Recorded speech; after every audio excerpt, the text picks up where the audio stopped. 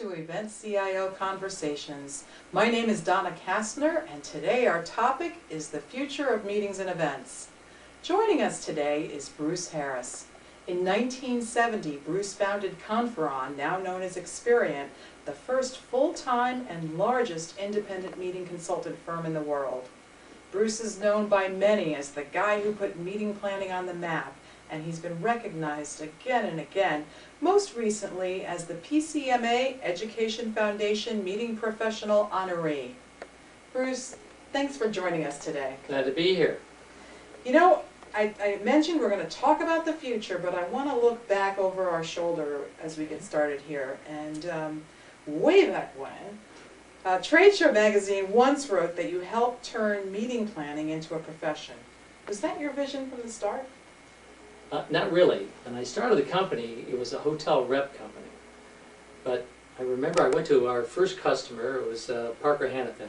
I should say first customers. I was calling on the company at the time. And the client looked at me and he said, can you help us with meeting planning? These hotels don't seem to be able to help us much. And I'm just starting the company and I'm desperate for work. And I said, sure. And I didn't know what I was getting into. What proceeded after that was a learning experience for sure as we put together this meeting. And I fell in love with the process. I learned so much, I made a lot of mistakes, and it was clear that I loved much more than being just a hotel rep. So over time, business, in fact pretty rapidly, the business moved quickly to focusing just on meeting planning. And I got to tell you though, being the first in any industry is not an easy thing. It took 5 years to break even, and there were many, many times thereafter down in that I was not so sure that we were going to make it.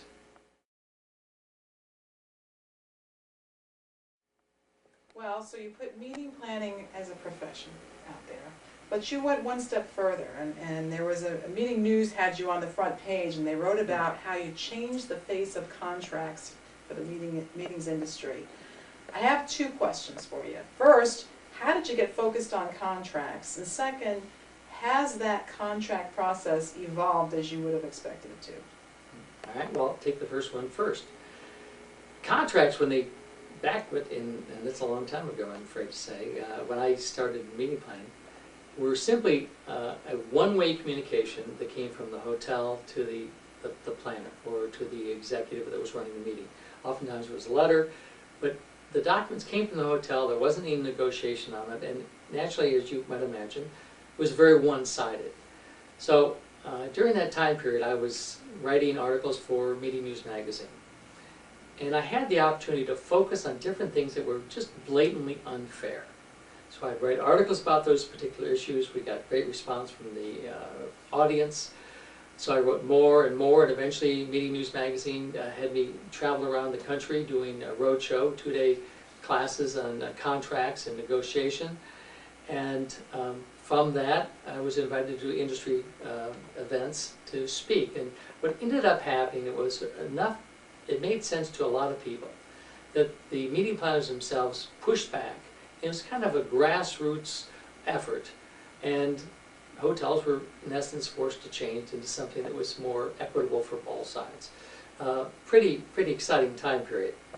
The second part of the question was, have they evolved in the direction I thought? I never anticipated, so I apologize to everybody in advance, that they'd turn out as long as they've turned out. The reality is that these contracts oftentimes reflect damages that have happened to one party or the other. So typically after a recession, where hotels have been damaged because they had a poor pickup, there will be changes. And right after this recession's over with, and it will end at sometime soon, I hope, get ready, because the contracts, as large as they are right now, will incorporate new changes that the hotels will be putting in to accommodate or to cover the losses that they've had from this last downturn in the economy. I hate to say it, but that's the way it's going to be. Well, let's go further on. You know, it is a tough economy right now for all businesses, and meeting planners are definitely taking some hits. There's a lot of talk about the necessity of meetings. Are they truly essential to our business?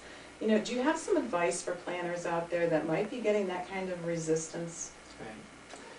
Well, our industry is reaching out right now to try to make a difference and show what the values of meetings are. But I'll come back to that, but the reality is this. In the corporate marketplace, there are there are thousands plus planners that serve the corporate marketplace, independent planners. And for those people, I predict that many of them are going to go out of business. It is a very, very tough market to be in because the reality is that corporate meetings are non-essential. When a corporation is dealing with budget problems, it's too easy to cut a meeting. And that's just a reality. It's been like that for every single recession or economic downturn.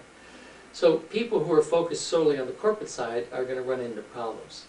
On the association side, it's a little different matter.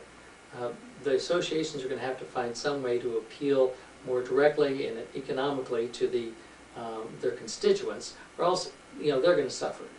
But in the background, with all this going on and the negative things going on in the economy, our industry associations are banding together. They're spending over $1 million trying to gather information to show the value of meetings, so that in the future, when we run into a downturn in the economy, there'll be data that shows what those values of meetings are.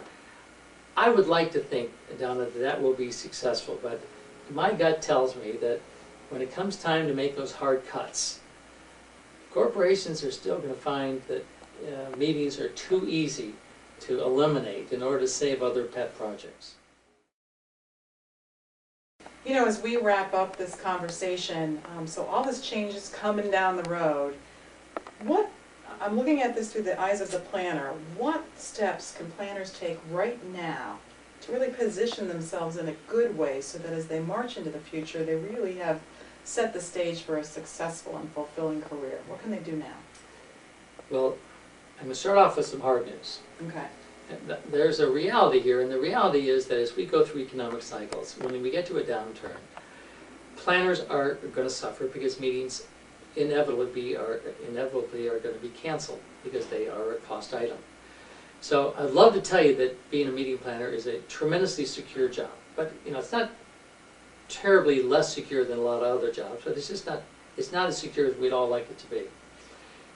Planners are going to have to look forward to changing the way they look at the issue of planning, because it's not just an issue of logistics.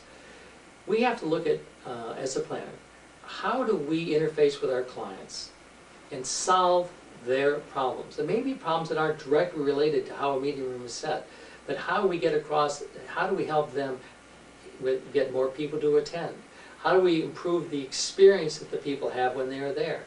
How do we should also be doing this, or always be doing this, and that is, how do we make those meetings more financially viable? The more we can get out of just the planning part and become an important consultant partner, the more reasons that we will keep our customers and hopefully maintain a strong customer base as we go forward. Bruce, you've given us a lot to think about. I want to thank you so much for joining us today. Pleasure to be here. Thanks for asking me. And that wraps up this edition of EventCIO Conversations. Thanks for joining us. See you next time.